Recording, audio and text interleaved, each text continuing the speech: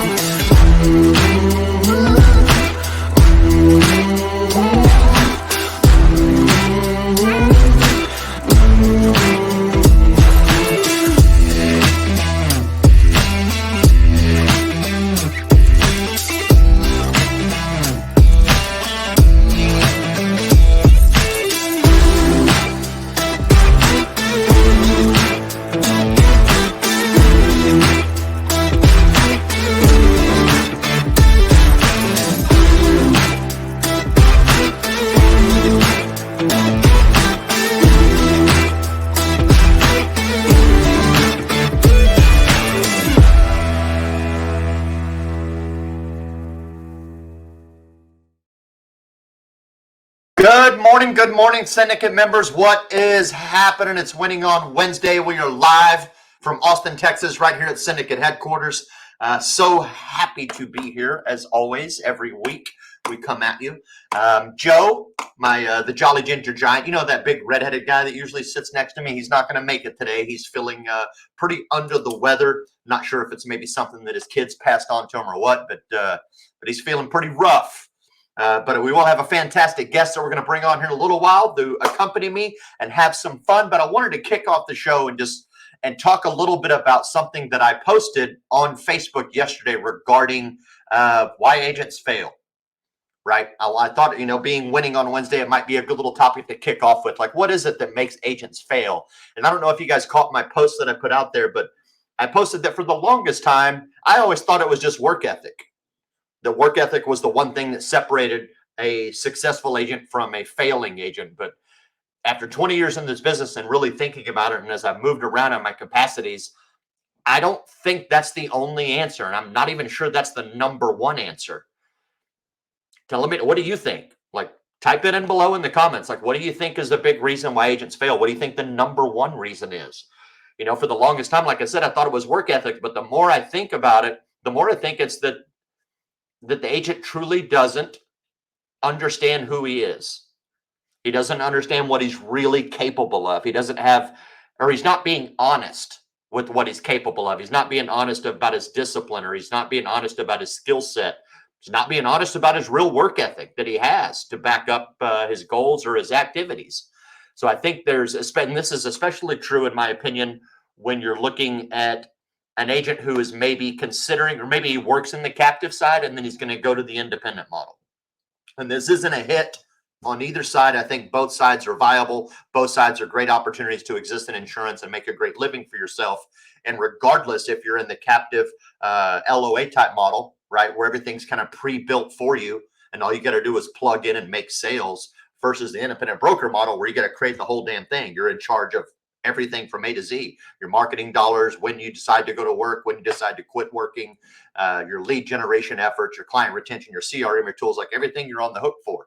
Those are two different worlds. And again, not hitting on either side as far as one being worse or better than the other, but I've seen a lot of agents in my career do very well in a LOA type model, a captive model, an agency model, where everything is they have a process to plug into, and then they're like, nope, I'm going to go all in and be independent. I'm going to go be a broker.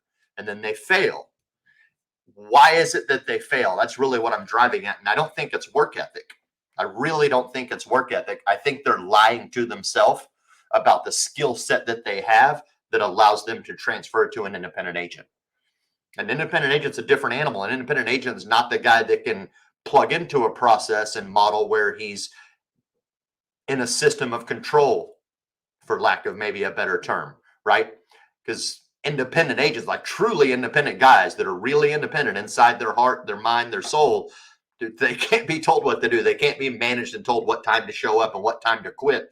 They're going to work the way they want to work because they really admire their freedom.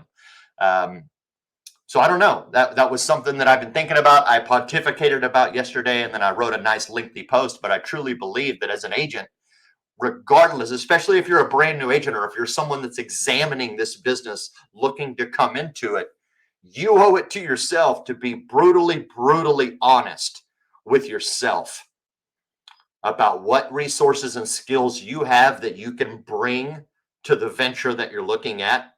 And then you need to be very brutally honest about what things you absolutely have to have provided to you. Do you have to have leads provided to you? Do you have to have your CRMs and your tools provided to you? Because maybe you don't have the budget to be able to afford those types of items up front. I'm not sure, right?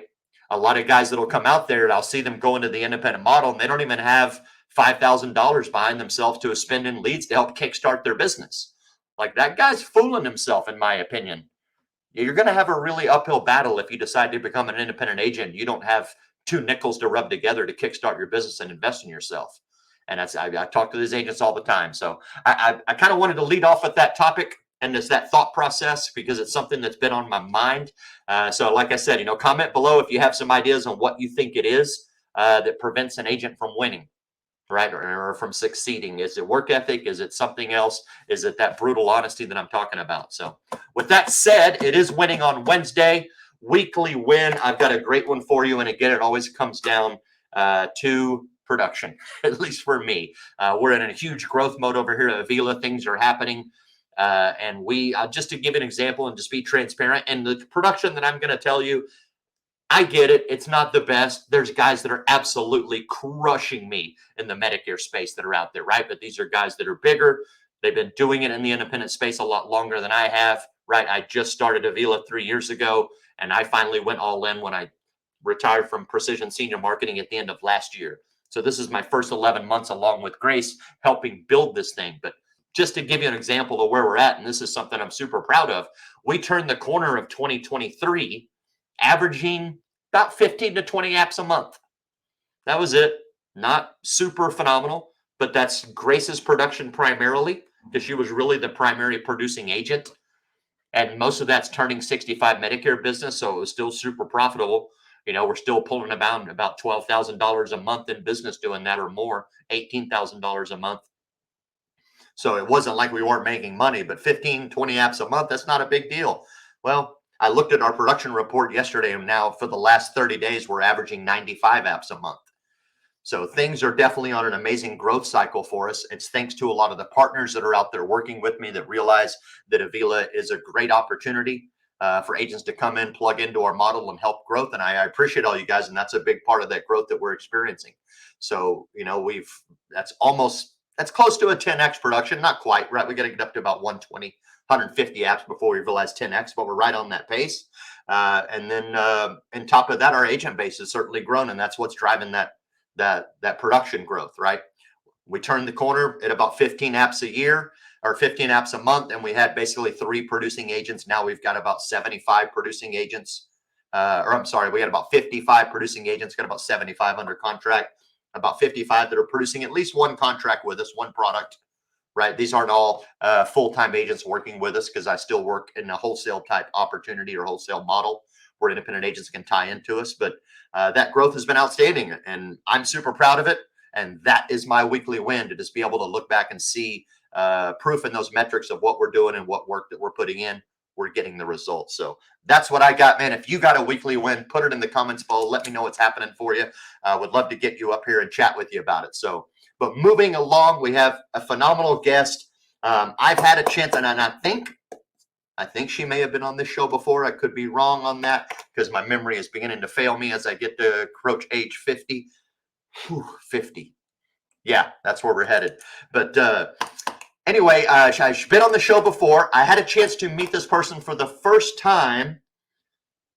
I think it was 2021 in January, if I remember correctly. Might have been 2022. Again, 50-year-old guy, memory's not what it used to be.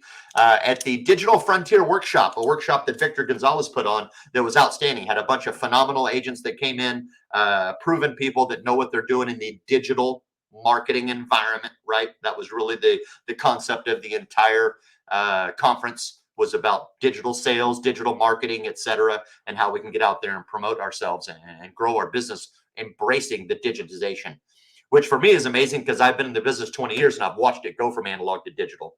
So that was kind of my take on that conference. That's why they brought me, like, let's bring the old guy in here. He doesn't know any new tricks, but he can help us remind where we've come from the old way to the new way. So anyway, phenomenal guest. I'm super excited to bring her on. She is the co-owner or co-founder of Jumpstart Go Marketing. They do a phenomenal job. They've also got their own group here, which I apologize, I can't remember the name of the group, but we will definitely find out in a second as we bring her on. But do me a solid, put your virtual hands together and please welcome Miss Elle Denning to the stage, so to speak. How are you, ma'am? I'm doing great. How are you, Tony? And if I was doing any better, I'd probably fall down in fits. That's a good place to be. Absolutely, especially man. with AEP rolling along here. Oh my gosh, congratulations on your phenomenal growth. Thank you. I appreciate that. Yeah, we're really enjoying it, and certainly it is AEP time.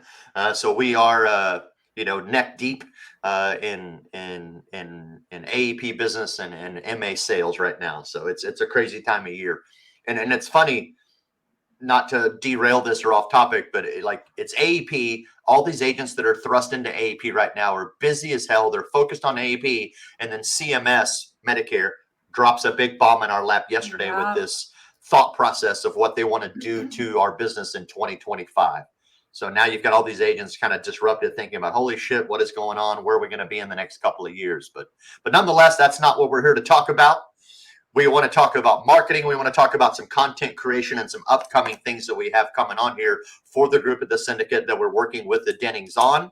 But first and foremost, for anybody that happens to be in, because we got quite a few viewers on here, who is Elle Denning? What are you doing? Like, I know you can introduce yourself a little better than I can. I can't even remember the damn name of the group that you and David have curated over there. Yes, thank you. Yes, I'm Elle Denning, co-founder of Jumpstart Go, along with David Denning and Renee Cabrera. We started a Facebook group back in 2018 called Marketing for Insurance Agents, and that group has since grown to over 31,000 agents across the country. So we love it. I saw Brian in the comments there saying MFIA. Awesome. I'm so glad that Brian's able to tune in. And we have a company called Jumpstart Go. And we really work on the coaching, consulting side, helping agents, I call ditching their lead vendors, or at least being more profitable with their lead gen efforts in incorporating social media, referral partners, centers of influence into their marketing strategies so that they can generate leads for free. We also help agents with sales, technology, kind of a comprehensive approach. We're a little bit different, that we came from a marketing background, digital marketing.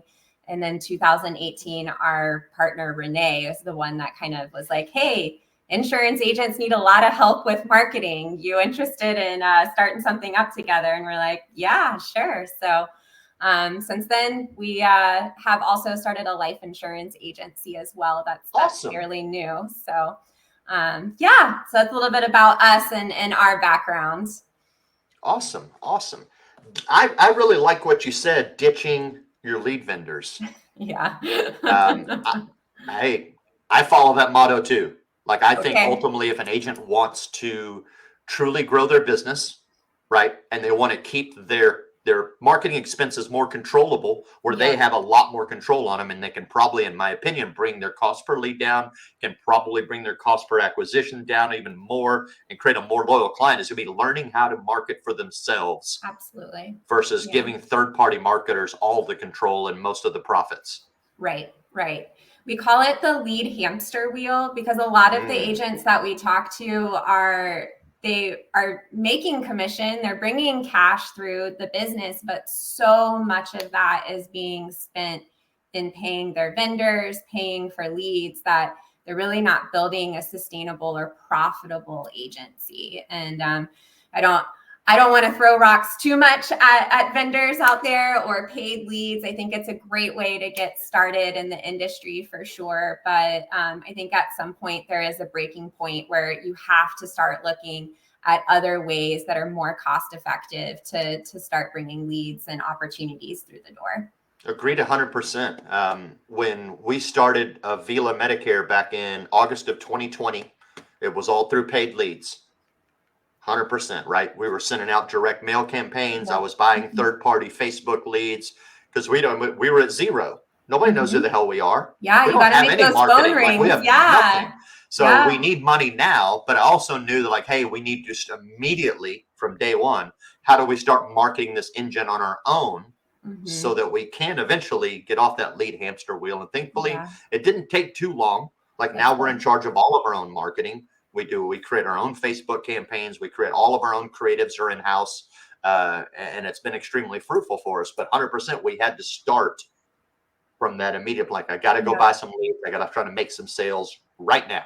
I can't wait. And that's what you got to do. That's exactly what you have to do. And I loved what you said at the beginning. You're sharing about your post that you wrote. I read that post last night. Such an insightful, poignant, on the nose point. I really agree with everything that you're saying there. And I really feel like when people are shifting into that business owner model, it's that lack of clarity, really, that they just don't, or it's that shiny object syndrome that they can focus on everything, that they do focus on everything.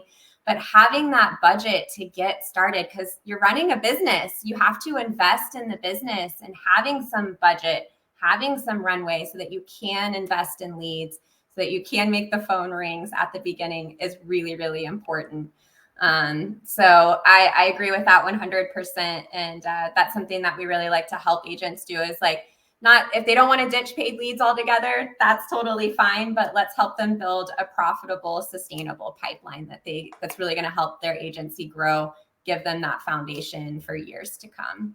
Absolutely. What are some of the first couple of things that you might tell an agent? Hey, look, right now you're buying leads. It's good, but look at your lead cost, right? And look at your gross revenue or your net revenue that you're having to do there. And what is your plan to get off of that hamster wheel, right? Yeah. And then what do you tell them? What do you think maybe the first 2 or 3 steps that an agent should think about or start executing to get themselves off of that? Yeah, I love that. We're really big on building a personal brand, especially through social media. So becoming somebody that people know, like, and trust, and becoming the authority in your audience's social media feed. So one of the things that we love doing is taking a look at Facebook profiles, and I review probably dozens of profiles every single week of insurance agents. And they pretty much every single one that I look at, I can't tell what they do. I have no idea that they're in insurance. I know Joe talks about this too. I have no idea that they're in insurance. I have no idea who they help. And this is another really big thing as far as understanding your target audience and knowing. People are like, oh, well, I can help everybody that's in the state of Texas, with their Medicare. And it's okay, let's be a little bit more specific about who that target audience is. Because if you're trying to capture everybody and speak to everybody, you're speaking to no one. So on that profile on social media, some just easy steps that you can start doing is thinking about who it is that you help and the problem that you're helping them solve. This is another thing as far as on social, it might be, oh, well, I'm in insurance, I help with Medicare, I help with health, I help with home and auto, but that doesn't really speak to the pain that you're helping somebody avoid or the dream outcome that you're helping them achieve. So those are some key things that I really like to help agents start thinking about just from a positioning, marketing standpoint, and how they can start thinking about bringing that messaging on social media. So those are some key things that we like to start with as far as, helping people on their social media. And of course, we're really big on having conversations and even bypassing things like websites or intake forms. If you're not doing at least $10,000 a month in commissions, you're likely not at a point where you even need a ton of infrastructure and system in place. On Facebook, There's Facebook Messenger, there are comments. Start having conversations with people. If you're just getting started, like, think about how you can move conversations and how you can get on the phones with people, because I think that's something that people really overthink. Having the perfect content strategy, exactly what they're going to share. But the whole goal is to get into conversation and start generating yourself opportunities. So Absolutely. that's a really key aspect of it as well. 100%. Like, you can have the dopest website out there, the coolest funnel, but if no one's looking at it, if you're not talking to anyone, if you're not moving that part of the puck, so to speak, like, who cares? Yes. So it made me think, how important, like, how viable do you think it is that an agent, let's say in their first year, maybe 2 years, can say, look, I'm not even going to worry about spending money on a website. I'll get a domain, but I'll just direct it to, say, my Facebook business page. Yep. Don't do it. Don't do it. Like, I very confidently say this, David and I, we have built hundreds of websites. We have done marketing for all kinds of businesses, service-based businesses. That was our primary business before we started marketing for insurance agents and Jumpstart Go. And it's one of my biggest pet peeves in marketing is this idea that you have to have a logo and you have to have a website in order to brand yourself. I always say, like, so your leads is like rain falling from the sky. It is water, and a website is simply a bucket to collect the water. So it's not going to be a lead generation tool for you. You have to learn how to create the opportunities and create the conversations. If you don't have that piece, then a website will do nothing for you. A landing page will do nothing for you. It's just something that helps you collect the opportunity. It doesn't generate the opportunity for you. So really thinking about, instead of it being like you're out here trying to collect raindrops, think about how you can turn the spigot on so that you've got a rush of water, leads, opportunity for yourself. Then you need a bucket to start collecting it. Yeah, I like that a lot. And I had never actually thought about a website in that capacity until I had heard something very similar to someone else. They're like, look, websites are great. It's like, but a website doesn't generate leads for you. It doesn't. Like, people don't understand. A website is there, just like you said, it's a collector, right? It's especially when you're brand new, it's just a place where maybe you can legitimize yourself. Yeah. Right. And say, yes, here's who I am. This is how you find me. And this is what I do. Exactly. Right? Like, I've had that conversation numerous times with agents that are brand new, and they're like, all right, well, I got to get my website going. I got to do this, I got to do that. I'm like, all right, slow down a second. Like, before you go drop 5 G's in a website, like, how about we put 5 G's in marketing to generate traffic, right? Real traffic. If you want to go get a website, you can spend about $250, get you 3 static pages. Here's who I am. Here's what I do. And here's how you call me.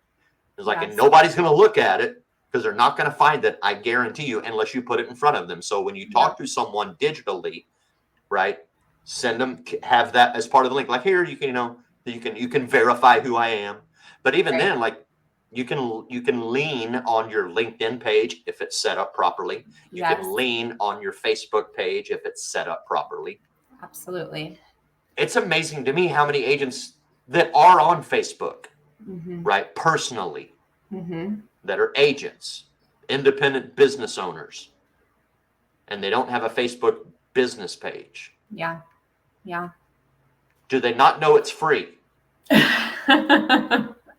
Or they might have it, but it's not linked into their personal page. So there's no way, because, and this is another misconception that I think that agents think that, oh, business page for business, I'm going to post about my business on my business page, and I'm going to keep that separate from my personal profile, but don't really understand that people are seeing them through their personal profile. That's where people are going to first find out about them. So if you do not have that business page linked into your personal profile, connected in under the intro, nobody's ever going to see that business page unless you're paying for eyeballs. You're paying Facebook to get exposure to that page.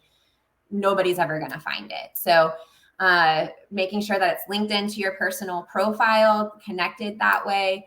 And that your personal profile is, you're sharing what you do on your personal profile, that your people know that you're working in insurance, and how you're helping people. So it's always amazing to me as well. Because I'm sure as you do as well, you see people coming into this group, and we always look at their profiles to like, can we see that this person is an insurance agent? And we're kind of like, I don't know. They said they're an active and licensed agent, so I think so. But it is very, very hard to tell sometimes.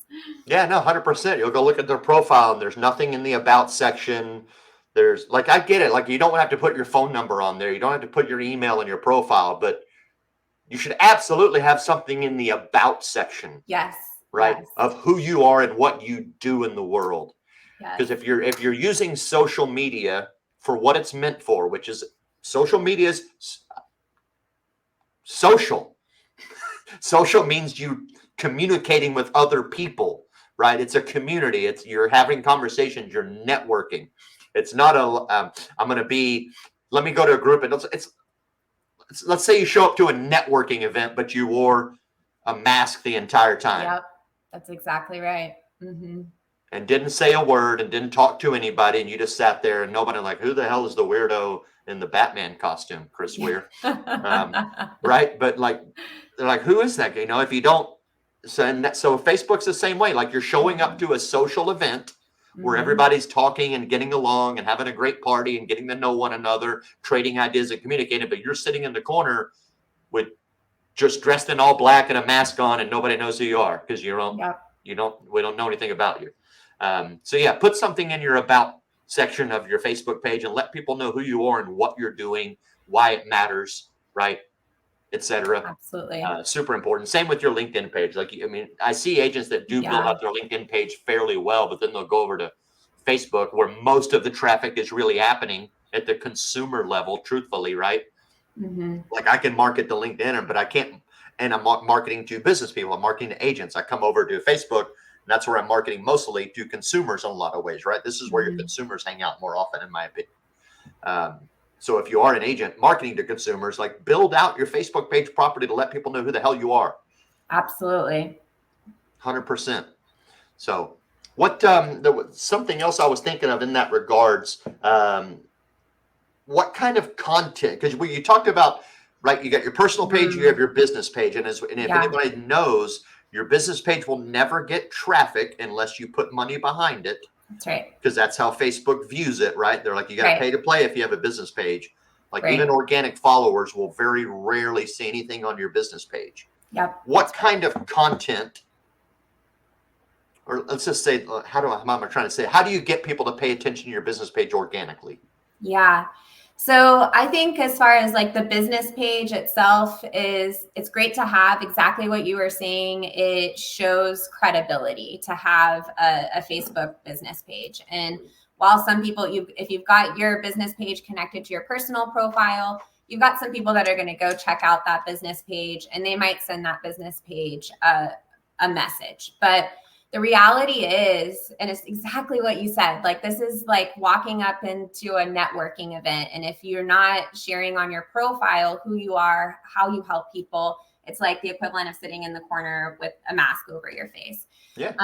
The other thing too is using that personal profile, just like how you would think about building a relationship or creating a connection with someone in real life, is what we want to do on that personal page, on the personal profile. So we want to share about our lives, our hobbies, our interests. Like, when we're making connections with people in real life, we don't immediately just jump into talking about business and like, hey, you need help with insurance? Like, call me for a free quote. Like, that's not going to be the first thing that you say to someone, right? No, you talk about rapport building. You're building rapport. Exactly. So we want to use that personal profile to build rapport, let people kind of see who we are as a person, and like, what are our values? What are the things that are important to us? Is family important to us? Is travel important to us? All of those things are going to be the memorable things. can't tell you how many calls I've gotten on this week with people that have congratulated David and I on our recent move to St. Pete. It was something that we, posted on our personal profiles, but people that are potential clients that are thinking about working with us are like, congratulations on your move, that I haven't had a conversation with yet before. This is the first time I'm having a Zoom connection with them.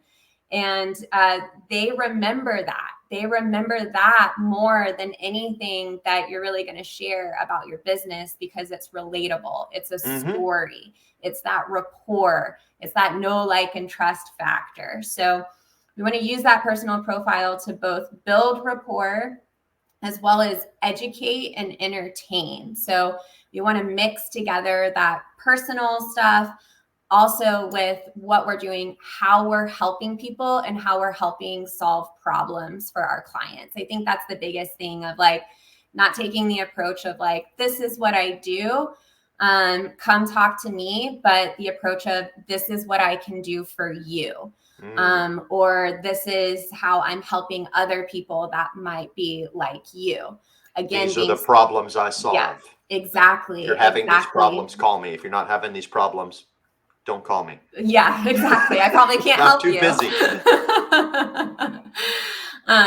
So, and really kind of back to your original question, how do we drive traffic to the business page? At the end of the day, it's not so much about driving traffic to the business page as it is about creating conversations with people. So a lot of times people are going to bypass that business page altogether. And the way that this will manifest is through direct messages, reaching out to you directly in your inbox, or creating ways of using call to actions of like, if this is you, or if you're interested in learning more about this, like write me in the chat. Like that's a kind of clear call to action that gives people the opportunity to raise their hands and say, hey, I'm interested in learning more about this. We had a client that used this strategy last month. He generated 83 leads and over 7,000 in commissions just using that strategy. And it was regarding healthcare plans. So it was a guide that he put together on sort of navigating your healthcare plan. And he had 83 responses on that post, one post on social media. And what he was doing is he put a post out and all he said was, I've got this guide. If this is something that you're interested in, write me in the comments. And so he had all of these responses coming through, just in no website, no, fancy logo or anything like that, a post on social media. But out of his audience, he had 83 people that were interested in learning about that he was then able to have a reason to reach out to them and have a conversation with them in direct message that he then moved into phone conversations and ultimately quotes and close those opportunities. So this is kind of the method of how you can start using social media without having a website, without having a logo. Some of these things that marketers say, like, you got to have this stuff to brand yourself. Not true. You just need to be showing up and talking to people. And then at the end of the day, also putting those kind of call to actions or creating posts like that are going to pull opportunity out of the audience that you're building. Interesting. So his audience, his Facebook, was this Facebook? Personal profile. Personal Facebook page. So his audience is not just full of his friends and relatives. Correct. I guess, right? People are following him or paying attention to him because they see that he's a professional of this particular area. Is that correct? Or of expertise? Yes. And then he posts something, they're all like, yep, that's something I can use. Jumps on it. Yep. Okay. So definitely building your audience, not just with anybody and everybody. Again, I'm really big on the target audience piece of it, and knowing who you serve and how you serve them, and making sure that you are building up that audience with that target market. So either people that are your prospect or people that could be potential referral partners that also work with your ideal clients, your ideal prospects, are really the people that you want to start building that Facebook audience with. Makes sense. So I feel like I'm pretty accomplished at that personally on the agent side, right? Because that's generally my best target audience for me, for Tony Merwin, is the agent, right? How does an insurance agent, let's say specifically and more specifically, say a Medicare agent, Okay. right, build an audience of old people on his Facebook page? Gotcha. Yeah.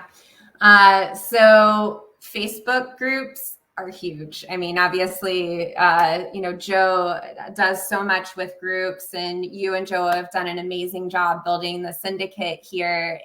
But what is the syndicate? The syndicate is a group of people that are bound by kind of like a common mission, ideology, and trait that they're all in the insurance space. And this is one of the best groups out there for insurance agents, also because of the community that's built here. Like, it's not just insurance agents. You also have agents that are really doing real work inside of this group too. So you've almost like created a segment within the market specifically with this group. Well, that is true for all types of people, hobbies, interest. You can think of it, then I guarantee there is a group for it. We just moved up to St. Petersburg, Florida from Cape Coral, Florida, about 2 hours north.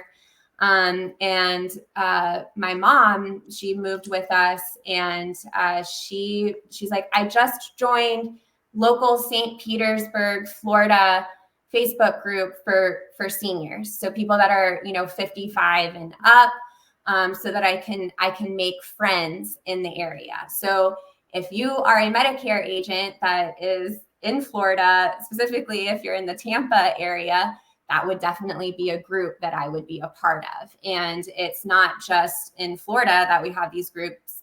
These types of groups that exist across the country, specifically for seniors.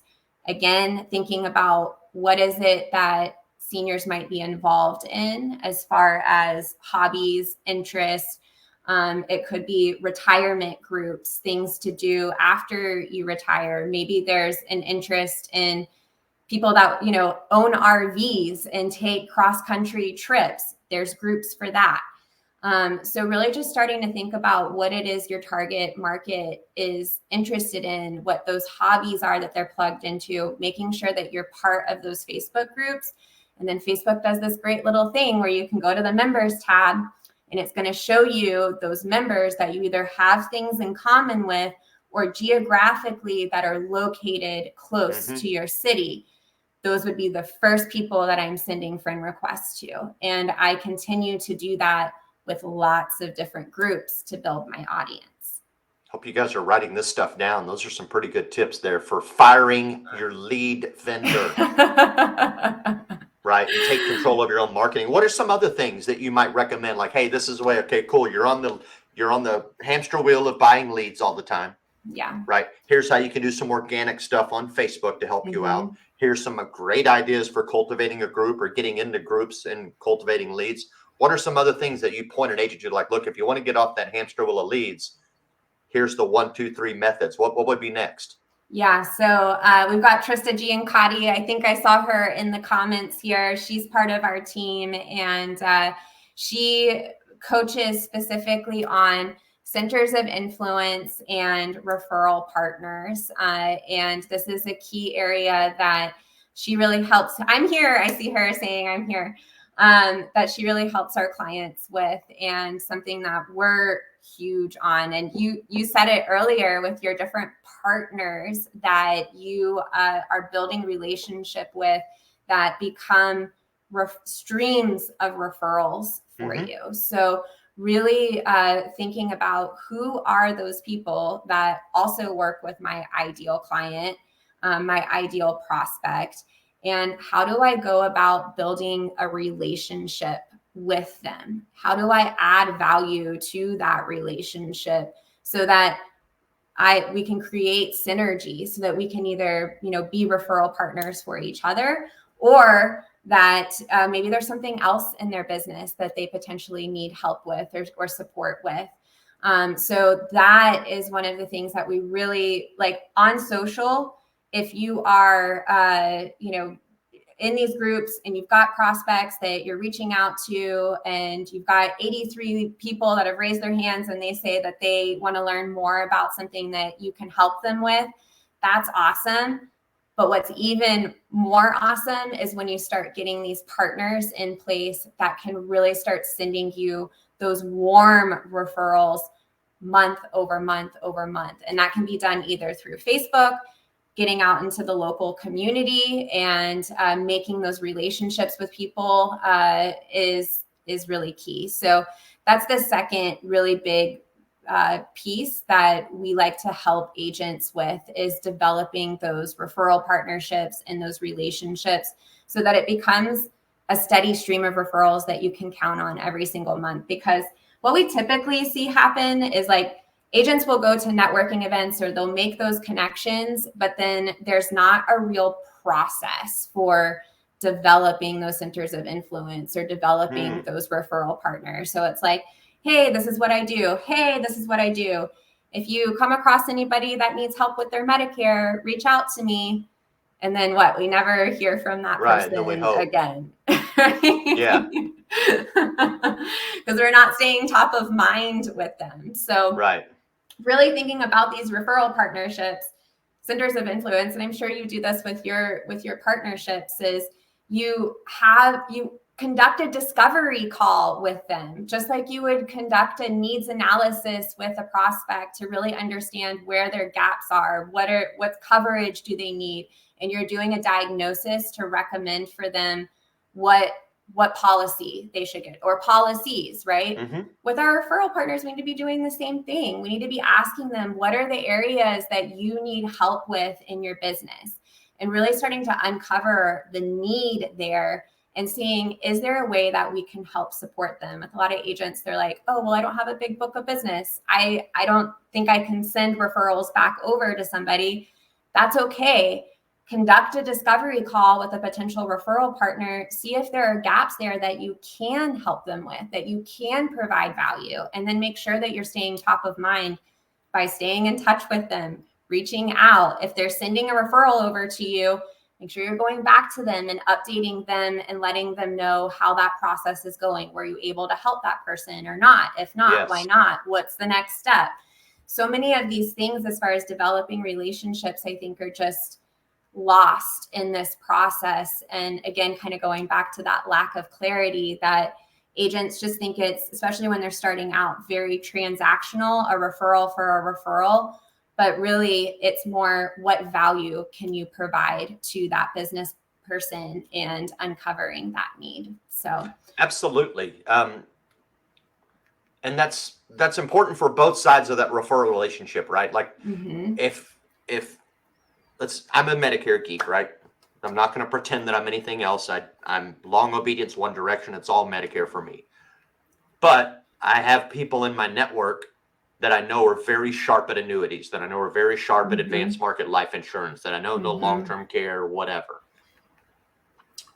For me, I present that as a value add for doing business with me if you're my Medicare client. Yep. Right. Hey, I'm going to take care of your Medicare piece, but I also have these phenomenal, valuable relationships that I've already vetted for you, Miss Jones, that are very good, that can also help you with these items. Yes. Yes. So for me as the agent, having that conversation with my prospect, those are questions that I should include in my discovery so that I can help bring value to that referral relationship. I'm also bringing value to my client by helping them solve more problems, because otherwise I'm turning them just back to the white pages or the yellow pages to go find someone. Sorry, that's how old I am. You guys don't know that. It's called a phone book. Back in the old days, we had to open a book and look through it to find businesses. Now you just go on Google or think about it or just say, Alexa, find me something. And next thing you know, it's on your Facebook feed. But that's a value add that I can bring to my client if I approach it properly. And then it's a value add here, right? Because now my client can find all of their services in some capacity through this relationship and this network. That's right. That's right. And those are typically real simple questions that you can ask on your side of, are you currently working with somebody in this capacity? And that's one question. And that's becomes, if they say no, then that's a great opportunity. Then now you're teeing up and you're setting up that referral partner to have a great relationship with that client, with that prospect. And so I think that's so key of just, it can just be a very, very simple part of your intake process that 100% you're adding a ton of value to that client now, because they would much rather work with someone that's trusted and vetted than having to go and do research, or maybe they don't even know that they have the need. They don't know that they have the problem. So you're really working in that advisor capacity, not the order taker capacity. Absolutely. Word of mouth is still the most effective, efficient form of advertising when it ultimately 100%. comes down to it, when you boil down the numbers and the nuts and bolts. It's interesting to me because everything that you've told me when it comes to advising an agent how to get off the lead hamster wheel ultimately boils down to one thing, and that's activity. It does. Activity in certain areas, not just activity, but activity that's directed. Go do these activities. Go do these activities, right? And no offense to lead vendors, but lead vendors say it all the other, like, no, just spend money here. Just spend money with me and I'll get you some leads. But you're like, no. Go do these activities. I'm not telling you to go necessarily spend money. I'm not telling you not to spend money, but like, you're showing organic ways that just your activity in a very pointed direction with the right kind of idea and goal in mind is generating traffic, generating leads. I mean, how much did that guy spend on that organic Facebook post? Nothing. Right. Probably took him, what, 5 to 7 minutes? To create it, and then he's got 83 new leads. And then you have other people that you're training to go into and attack networking events this way, attack your referral relationships this way, right? Activity it's funny because everything, at least that what you're telling me, boils down to activity. So I have a ton of respect for that, because you're not telling agents, oh, go just spend a bunch of money over there. That's like, right. You're giving them an actual replicatable activity that once they learn how to do it, they can do it again and again and again and again and again. And they can teach other people how to do it as well. And you're 100% right. Like, clients that we work with, we're like, okay, these are the numbers that you need to hit as far as your activity numbers every single day on social media. So if you're not sending 10 to 20 requests per day to connect with people, it's not enough activity. If you're not posting daily on social media, it's not enough activity. So just like working your leads and dialing your leads, and I mean, again, definitely not knocking vendors, because there's plenty of people that have success with that. But again, a lot of people, if you want to have success with vendors, you got to be on the phones, and you got to be dialing, and you got to be calling your leads. Again, it's activity. And social media is not a magic pill. I shared the win of our client that generated the 83 leads, but that was 4 months of groundwork that he laid of making the connections, building his audience, making sure that his marketing message is on point, that he's talking to the right people, and doing the activity. And I think that this is across the board. We see this in every industry, everywhere. It's like, you see a success story or you see a win, and it's like, oh, well, they just did this one magic thing and they had success. It's not true. There's always activity. There is always a foundation that's being laid behind the scenes, whether that's a new skill that you're learning and you have to continue practicing that skill, or it's the reps that you have to put in every single day. And then it clicks. You have the windfall that happens, but it doesn't happen just by magic. So, well said. It's like the iceberg analogy, right? You only see the tip of the iceberg. You never see all the work underneath that actually created that result and that success, so to speak. Good deal. 100%. We got to tie it up here in a little bit, but one quick question, because you had mentioned, I think you had mentioned something in regards to content, right? Or the activity in regards to, if you're not making so many posts, if you're not making so many requests. I'm just curious what your opinion is. How much content should a person be putting out on a daily basis? So here's my other pet peeve that I'll share. Okay, cool. With marketers say that you need an omnipresence. Let me know. I'm curious if anybody in the comments has ever heard that term before, that you need to be everywhere. You do not need to be everywhere if you are doing less than $1 million a year.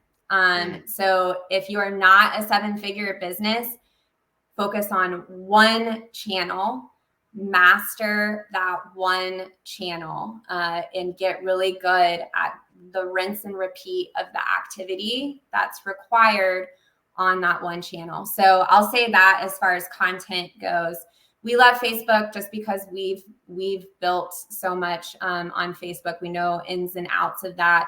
I think a good kind of rule is to post 5 to 7 times a week.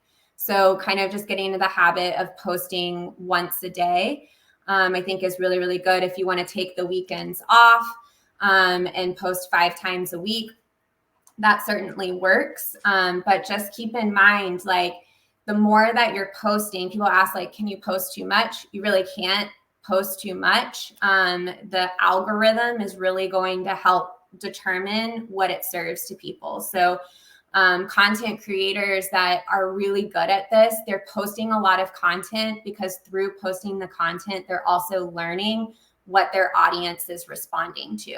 So it's like just putting in those reps, taking those shots.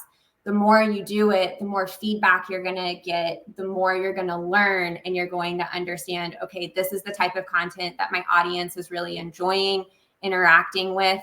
This is the type of content I'm going to produce more of. Yeah. But also keeping in mind that every time you post, not everybody is seeing that. Only a fraction of your audience is seeing that. So getting into the habit of posting every day, I think, is really key. We do this with our clients. We do this with our agents, of doing like a video challenge where they get on video every single day, and they build that muscle of just getting on video, doing a 60-second video.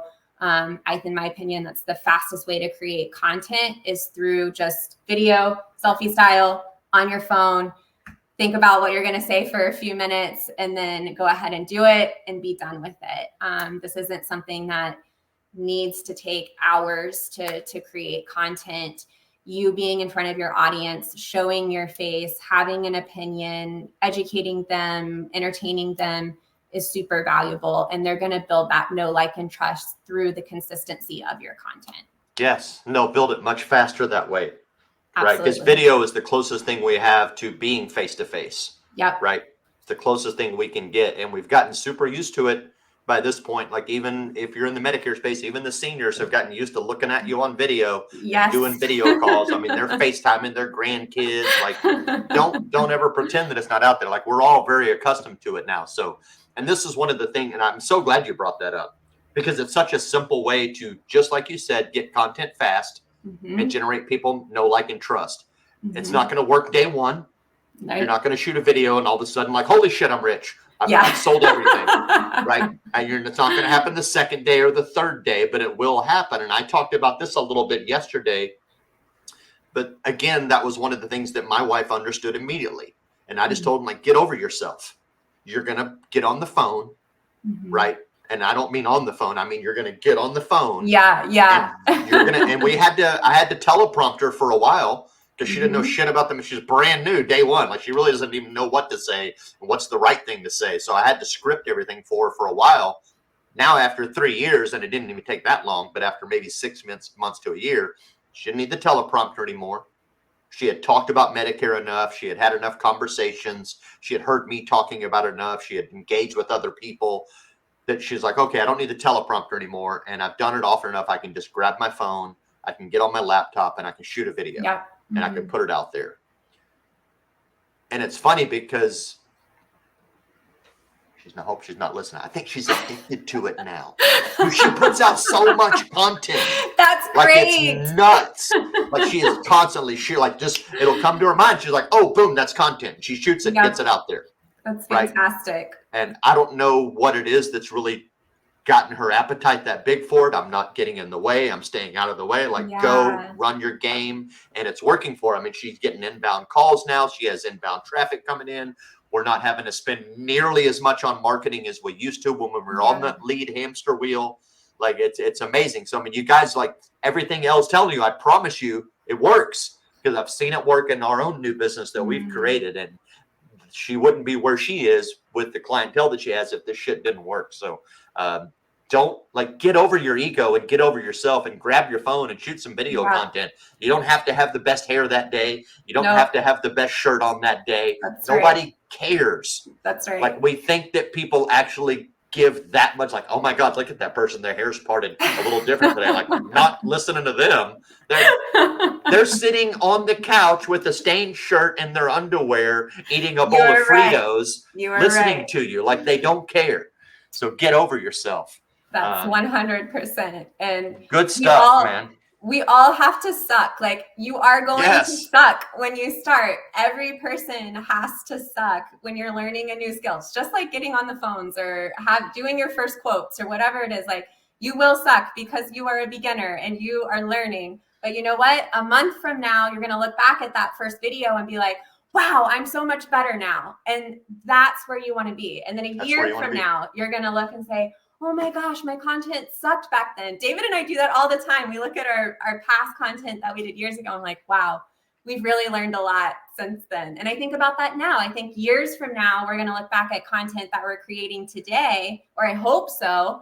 And like, man, we really have come a long way since then, because that means that we're growing and we're learning and we're sucking less and less the more that we do things. So some of the very first content that I put out video wise was me reading a book on camera. Literally. I'm sitting there with the book, like, all right, we're going to read The Great Gatsby today. Everybody tune in. And just reading a chapter and then pontificating on it for about 10 minutes. Like nobody's watching. I look back and I'm like, what the fuck am I doing? Pardon my language. But hey, it got me over my nerves. Yeah. Right. It got me comfortable with sitting in front of camera and even doing a mundane activity. Because that was my issue. I'm like, okay, I want to get on camera. I want to build an audience. Like, but what the hell do I even say? I'm like, fuck it. I'm just going to read this book. We're just going to get through it. And I started reading The Greatest Salesman chapter by chapter and I'm like, this is ridiculous. I got to do something different. And then PSM created our channel, and then it's taken off since then. But man, did you guys have an upcoming webinar? I know we got to tie it up here in a minute, but I know y'all have a webinar coming up that you're all super excited about. Tell me about it. What is going on? Yes. Well, with the man, the legend himself, Mr. Joe Campert, we are hosting a webinar next Monday. That's going to be at 4 p.m. Eastern, so 3 p.m. Central for you Texas folks. And Joe's going to be diving into commercial trucking. I know that he is the king of that space. And he's really going to be diving into lead gen, script, sales and scripting, and servicing on commercial trucking accounts. So this is going to be with Trista from our team and Joe, and they're going to give you as much value as possible during that webinar. We've got some exciting things planned. It's a free webinar. I don't know if you're, can I say if they're interested, if they can just write webinar? No. In the comments? Can't say no. Of course you can. I already Give me a break. Of course, yes. If you're interested, drop webinar in the comments, man. Yes, so it sounds like they're giving away the farm. They're giving away lead generation, how to sell, how to service it. And how to service. Yep. So they'll be, as much as they possibly can in a 60-minute webinar, they're going to be talking all about that. And so that'll be next Monday, 4 p.m. Eastern, 3 p.m. Central. And I've got a link. So for anybody who writes webinar, I'll make sure that I connect with them, get them the link for that, because it'll be on Zoom. It won't be like a Facebook Live like this. So they'll need the link in order to attend. So so it'll be a private webinar for people that want to attend. It's not just wide open. Okay. So that's right. That's right. So they need to register. Exactly. Awesome. Exactly. And you said that was 4 Central on Monday? It'll be 3 Central. 3 Central. 3 3 o'clock Central Monday. On Monday. Mm-hmm. Yep. Excellente. Awesome, Well, I can tell you, Brian. man, that Joe definitely knows commercial trucking. He Absolutely. The does. guy is a master of it. Him and Don McGuinn administer a group, part of the syndicate called the Trucking Syndicate. So if you guys are out there, you're in the property and casualty space, and maybe you're in the trucking space, but you're just not really in the trucking space, if you know what I mean, and you're trying to grow in that area, Yeah. head over to the Trucking Syndicate group. It's a highly active group, right? Joe and Don McGuinn are always in there dropping bombs and giving out great information to help you grow that. And then boom, we got an awesome webinar coming up for you next Monday, 3 o'clock Central. Drop webinar in the comments. Let them know you want to be there. Elle will come by and curate the link for you so you can join.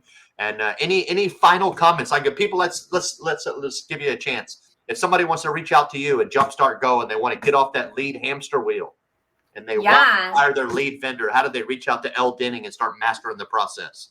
Yeah, well, if you write webinar in the chat, I'll definitely be reaching out to you that way. Best way to connect with me is going to be through Facebook. So I'm Elle Denning on Facebook. Find me there, send me a message, and that is absolutely the best way to get in touch.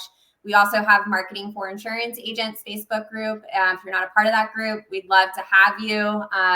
We talk primarily about marketing. So if you're interested in learning more about using organic strategies and growing through organic marketing, definitely come check us out at Marketing for Insurance Agents. Awesome. Awesome. Well, thank you so much for coming on. It's great to see you. I haven't seen you in a while. I know. And I know we don't see each other that often. I think maybe 8% in Dallas last year was probably the last time we crossed paths. Yeah. So definitely good to see you. I hope to catch up with you guys soon. Enjoy your time in St. Pete. Thank you. Always great to collaborate with you guys. So tell Dave hello for me. I will. Thanks for having me on. Definitely. Thank you guys for tuning in. We're here every Wednesday. We do it live. We'll see you next time. Winning on Wednesday, 9 a.m. Y'all be good. Have an awesome week. Bye, everyone.